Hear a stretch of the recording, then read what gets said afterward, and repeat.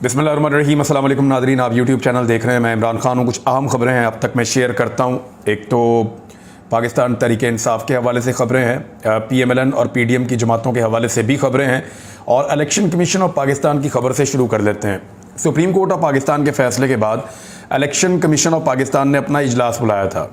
उस इजलास के अंदर फैसला कर लिया गया है। जो फैसला है वो मैं आपको बता देता हूँ एग्जैक्टली।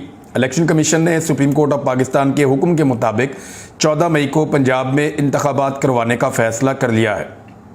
अब एक तरफ PDM की जमातें इंतखाबात से भाग रही हैं, उसकी वजह आज दोबारा नए सर्वेज आए हैं। वो भी मैं आपको बताता हूँ उन सर्वेज के अंदर क्या है। पंजाब से धड़ाधड़ सर्वे आ रहे हैं कि कहाँ पे कौन जीत रहा है और किस हद तक जीत रहा है। बहरहाल इलेक्शन कमीशन ऑफ पाकिस्तान ने सुप्रीम कोर्ट के हुक्म पर 14 मई को पंजाब में आम इंतखाबात करवाने का फैसला कर लिया है। पंजाब में आम इंतखाबात से मुताल्लिक सुप्रीम कोर्ट के फैसले पर इलेक्शन कमीशन का मुशावरती इजलास हुआ, जिसमें फैसला किया गया कि इलेक्शन कमीशन इंतखाबात करवाने के लिए तैयार है। सुप्रीम कोर्ट के फैसले पर पूरी तरह अमल किया जाएगा और कोई ऑप्शन भी नहीं है। ना करें सुप्रीम कोर्ट ऑफ पाकिस्तान के फैसले पर अमल, तौहीन अदालत लगेगी। ना सिर्फ नौकरी जाएगी, ना अहल होंगे, बल्कि जेल भी जाना पड़ सकता है, क्योंकि सरकारी मुलाजमीन के लिए क्राइटेरिया मजीद सख्त हो जाएगा। भारत इलेक्शन कमीशन के बाद अब कोई ऑप्शन नहीं है, और उन्होंने कहा कि हुकूमत से रब्ता करेंगे, निगरान हुकूमत से भी रब्ता करेंगे, इंतजामी और सिक्योरिटी मामलात पर मुशावरत की जाएगी, वजारत खजाना से भी रब्ता करेंगे फंड्स के लिए, और सिक्योरिटी वगैरह और दीगर चीज़ों के लिए भी रब्ता किया जाएगा। इंतखाबी अमले की तरबियत का अमल दोबारा से बहाल कर दिया गया है। इलेक्शन कमीशन जल्द रिटर्निंग अफसरान को हदायत जारी करेगा। दूसरी जानिब पाकिस्तान तहरीक इंसाफ ने 22 अफसरान की फहरिस्त जमा करवा दी है, क्योंकि देखें इलेक्शन आ रहा है 14 मई को पंजाब में, और पंजाब के अंदर 22 ऐसे सरकारी अफसरान मौजूद हैं जो पाकिस्तान तहरीक इंसाफ के इंतहाई खिलाफ हैं। ये पॉलिटिकल पार्टीज का इस्तेहकाक होता है कि जिन अफसरान को वो समझते हैं कि वो इस इलेक्शन में उनको शदीद नुकसान पहुंचा सकते हैं, वो उन अफसरान के बारे में ये दावा कर सकते हैं या ये मुतालबा कर सकते हैं कि उन्हें अहम नशस्तों के ऊपर या अहम ओहदों के ऊपर ना बिठाया जाए, क्योंकि वो इलेक्शन पर असरअंदाज हो जाएंगे। लिहाजा ये 22 अफसरान हैं, उनकी फहरिस्त जारी की है पाकिस्तान तहरीक इंसाफ ने, और ये वो अफसरान हैं जो पाकिस्तान तहरीक इंसाफ के खिलाफ बुग्ज से बड़े हुए हैं।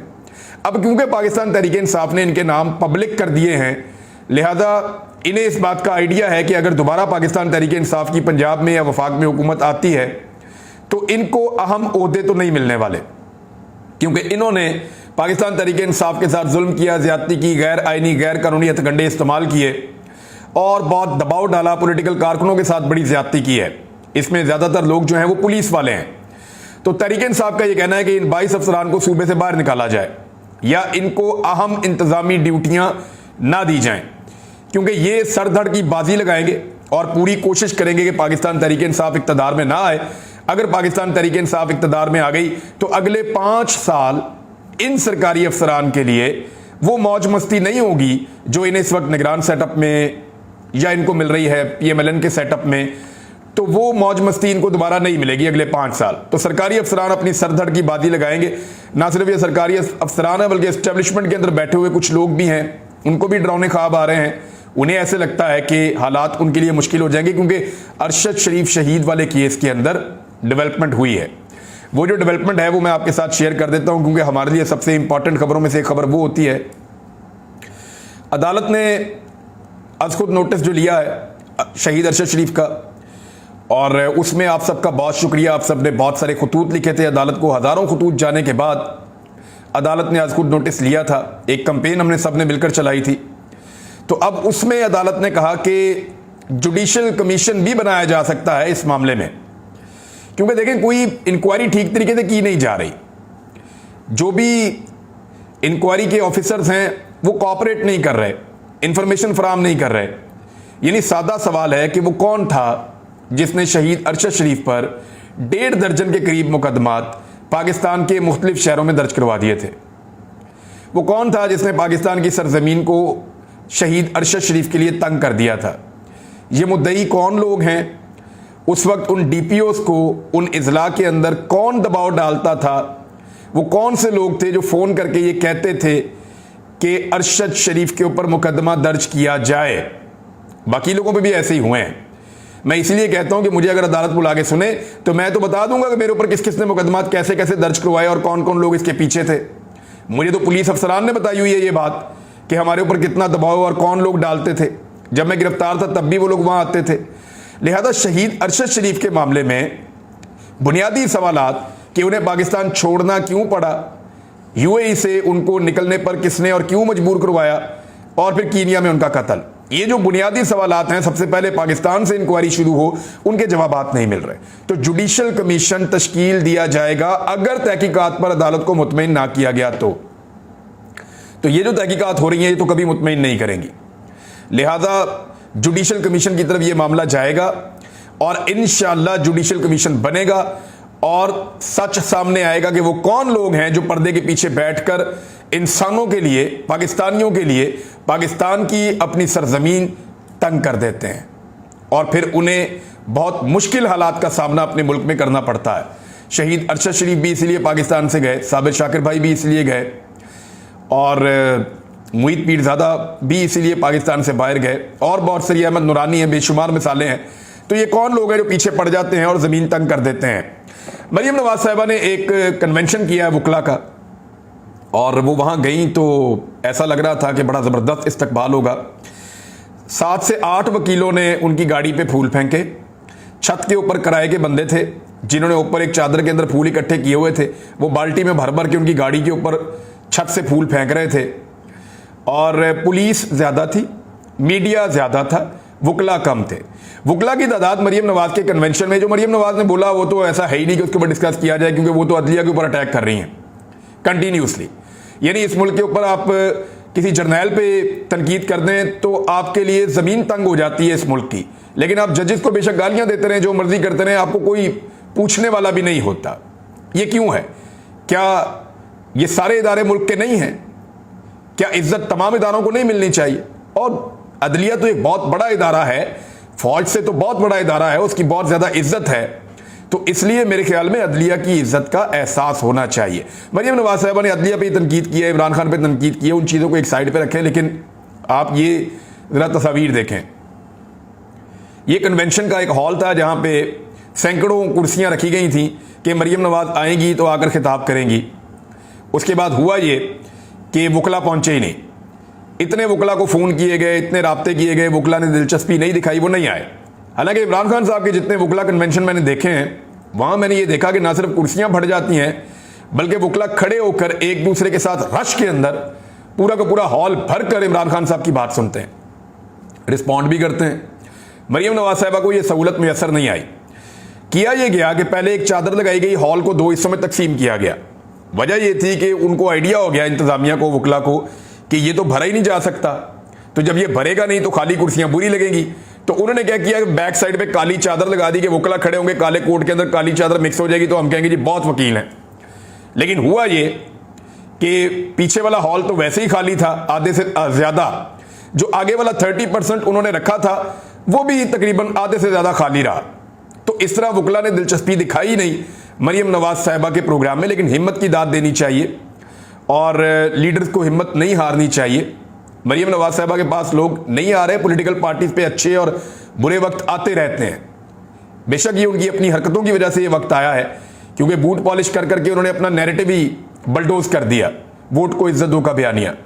तो अब क्योंकि वकला नहीं आए, लेकिन हिम्मत नहीं हारनी चाहिए। अच्छी बात यह है कि आप अपनी बात करते रहें, तो मरियम नवाज साहिबा ने वहां पर अपनी बात की है। अब अदालत के अंदर जो एक साजिश तैयार की गई थी PMLN की जानिब से, वो एक और वजह है कि कामयाब नहीं हो रही। वजह यह है कि वो जो लोगों को तोड़ के अपनी एक मखसूस तादाद सुप्रीम कोर्ट में पूरी करना चाहते हैं, हुकूमत से वो हो नहीं पा रहा।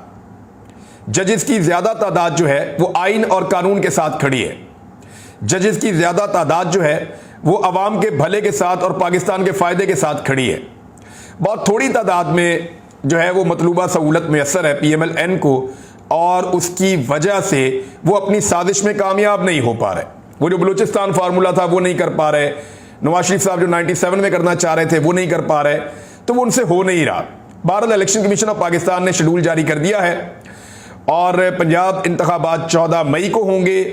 अपील दायर करने की आखिरी तारीख 10 अप्रैल है। इलेक्शन ट्रिब्यूनल 17 अप्रैल तक अपीलों का फैसला कर देगा और 14 मई को पोलिंग डे होगा। इस्लामाबाद हाईकोर्ट से इमरान खान साहब के लिए एक अच्छी खबर है। इमरान खान की जमानत मनसूखी की दरखास्त खारिज होने का तफसीली फैसला जारी कर दिया गया है। रिपोर्ट के मुताबिक, अच्छा ये केस जो था ये ममनुआ फंडिंग वाला केस था। रिपोर्ट के मुताबिक तफसीली फैसले में हाई कोर्ट ने केस के शवाहिद पर सवालात उठा दिए हैं। फैसले में कहा गया कि एक भी सबूत नजर नहीं आया कि आरिफ नकवी की भेजी हुई रकम जुर्म की रकम थी। अदालत का कहना था कि FIR में लगाए गए, ये 7-8 साल से रो रहे थे इस केस के पीछे, और ये केस भी इस्लामाबाद हाई कोर्ट जहां पे मरियम नवाज साहबा और नवाज शरीफ साहब बड़े राजी रहते हैं, वहां से ये फैसला आता है अदलिया का कि इमरान खान या तारिक शफी से कोई ताल्लुक ही नहीं है जो FIR में इल्जामात लगे हैं। उन इल्जामात का इमरान खान ने तो किसी से एक भी बैंक दस्तावेजात पर दस्तखत नहीं किए, और इस तरह ये मामला जो है ये भी अपने मंतकी अंजाम को तकरीबन पहुंच गया है। लिहाजा 7-8 साल का प्रोपेगेंडा करने के बाद पीपल्स पार्टी को और नून लीग को मुंह की खानी पड़ी। मेरे ख्याल में अब पीपल्स पार्टी और नून लीग को अपनी फंडिंग का जवाब देना चाहिए कि उनके पास इतने सारे फंड्स कहां से आए हैं। राणा सनाउल्लाह साहब ने करार दे दिया कि अगर ये इलेक्शन हुआ तो तबाही का सबब बनेगा। बिल्कुल PMLN की तबाही हो जाएगी अगर ये इलेक्शन हुआ। राणा साहब ठीक कह रहे हैं, गलत बात नहीं कह रहे, क्योंकि मैं आपको आदादो शुमार के मुताबिक बता देता हूं। डेरा गाजी खान डिवीजन की भी रिपोर्ट आ गई है। टोटल सीटें डेरा गाजी खान में 30 हैं, मुजफ्फरगढ़ में 12 हैं, लिया में 5 हैं, DG खान में 8 हैं, राजनपुर में 5 हैं।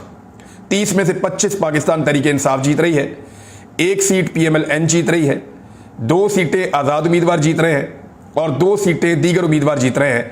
पीपल्स पार्टी कोई सीट नहीं जीत रही डेरा गाजी खान डिवीजन से, यानी 30 में से 25 PTI। अब आ जाए मुल्तान डिवीजन, 34 नशिस्तें वहां पे, खानेवाल 8, मुल्तान 13, लोधरा 5, विहाड़ी में 8। इन 34 नशिस्तों में से 29 नशिस्तें पाकिस्तान तहरीके इंसाफ जीत रही है, 3 PMLN जीत रही है, 1 पीपल्स पार्टी जीत रही है और 1 आज़ाद उम्मीदवार जीत रहा है। अब जरा पूरे पंजाब की सूरत हाल का जायजा ले लें परसेंटेज के अंदर कि कितने लोग किसको पसंद करते हैं। तो ये जो मौजूदा सर्वे है इसके मुताबिक जो रिपब्लिक पॉलिसी थिंक टैंक का सर्वे है वो ये कहता है कि 68% पंजाब के शहरी पाकिस्तान तहरीके इंसाफ को वोट डालना चाहते हैं, सिर्फ 18% PMLN को वोट डालना चाहते हैं, 6% तहरीके लब्बैक को वोट डालना चाहते हैं, 3% पाकिस्तान पीपल्स पार्टी को वोट डालना चाहते हैं, 1% जमात इस्लामी को वोट डालना चाहते हैं और 4% दीगर उम्मीदवारों को वोट डालना चाहते हैं। यानी 68% पाकिस्तान तहरीके इंसाफ और 18% PMLN। और जरदारी साहब की जमात की हालत यह है कि तहरीके लब्बैक जो नई जमात है 6% और जरदारी साहब की जमात जो है वो 3%, यानी उनसे आधे के ऊपर खड़ी है। अब इस सूरत हाल में तो वाकई इलेक्शन में तबाही है। राणा सनाउल्लाह साहब बिल्कुल दुरुस्त फरमा रहे हैं। इमरान खान साहब के ऊपर इस्लामोफोबिया के हवाले से उनके बड़े कारनामे हैं। मैं एक वीलॉग इसके ऊपर अलग से करना चाहता हूं ताकि तफसीलात आपके सामने आ जाएं। इमरान खान साहब पे घिनौने इल्जामात लगाए जा रहे हैं, भोंडे इल्जामात लगाए जा रहे हैं। शेख रोहेल असगर हों या दीगर PMLN के लोग हों, जो मरियम नवाज के कैंप के लोग हैं, जो मरियम नवाज को फॉलो करते हैं, वो लोग एक मरतबा फिर एक मजहबी नफरत का बयानिया लेकर इमरान खान पे चढ़ दौड़े हैं। दोबारा से किसी जुनूनी की तलाश है। इमरान खान साहब को पहले भी कत्ल करने की साजिश की गई है, दोबारा भी कत्ल करने की साजिश की जा सकती है। ऐसी सूरत हाल में सरकार उन्हें सिक्योरिटी नहीं दे रही, उन्हें अपने तौर पे अपनी सिक्योरिटी का बंदोबस्त करना पड़ रहा है। उन्हें स्नाइपर के जरिए भी हिट करने की कोशिश की जा सकती है, इसलिए उन्हें ऐसे इकदाम लेने पड़ रहे हैं जिसकी वजह से पूरी दुनिया के अंदर पाकिस्तान का इमेज खराब हो रहा है कि एक साबिक वजीर आजम अपने तौर पर अपनी सिक्योरिटी का किस लेवल का बंदोबस्त कर रहा है। अब दोबारा से इस्लामोफोबिया के ऊपर एक कीचड़ उछालने की इमरान खान साहब के खिलाफ मुहिम जारी है, तो मैं इसके ऊपर एक अलग वीलॉग करूंगा और आपको तफसीलात बताऊंगा कि एक्चुअली हकायक हैं क्या। लेकिन एक हकीकत और आपको बता दूं मैं, पाकिस्तान जनूबी एशिया के जो 8 मुल्क हैं उनमें सबसे महंगा मुल्क करार दे दिया गया है। एशियाई तरक्याती बैंक ने पाकिस्तान को जनूबी एशिया के 8 ममालिक में सबसे महंगा मुल्क करार दे दिया, और यह ऐसा नहीं था। 1 साल पहले जब इमरान खान की हुकूमत थी तो ऐसा नहीं था। 6% की शरह से तरक्की करता हुआ मुल्क जो है वो इस वक्त 0.4% या 0.5% पे पहुंच गया है। कहां 6% पे तरक्की कर रहा था 2 साल से लगातार, और इस मरतबा 7% की टारगेट थी इमरान खान साहब की। लेकिन अब कहां पहुंच गया, 4%, कुछ लोग कह रहे हैं, वर्ल्ड बैंक की रिपोर्ट है, और एक रिपोर्ट 0.5 या 6% कह रही है। तो ये पाकिस्तान की हालत कर दी कि 6% से आधा फीसद के ऊपर लेकर आ गए ये लोग। पाकिस्तान सबसे महंगा मुल्क है इन 8 मुल्कों में जो जनूबी एशिया में है। दूसरे नंबर पे जो महंगा मुल्क है वो है श्रीलंका, तीसरे नंबर पे अफगानिस्तान, चौथे नंबर पे बांग्लादेश, 5वें नंबर पे भारत, और इसके बाद 6ठे नंबर पे जो है वो नेपाल है, और उसके बाद भूटान है, और फिर सबसे सस्ता मुल्क मालदीव हो गया है। यानी पाकिस्तान का भट्टा बिठा दिया इकोनॉमी का और सबसे महंगा मुल्क बना दिया इस मुल्क को, इस खित्ते में। ये कारनामा है इंपोर्टेड हुकूमत का और उनके सहूलतकारों का। सहूलतकारों को नहीं भूलना, याद रखिएगा इन्होंने किया जो किया इस मुल्क के साथ। शहबाज शरीफ क्या बेचता था, वो तो हुकूमत में आ ही नहीं सकता था। आसिफ अली जरदारी साहब की क्या औकात थी, वो कुछ नहीं कर सकते थे। ये किया सहूलतकारों ने, उन्होंने रजीम चेंज ऑपरेशन किया और अवाम को इस हाल में पहुंचाया है। अब तक के लिए इतने, अपना ख्याल रखिएगा, अपने चैनल का भी। अल्लाह हाफिज।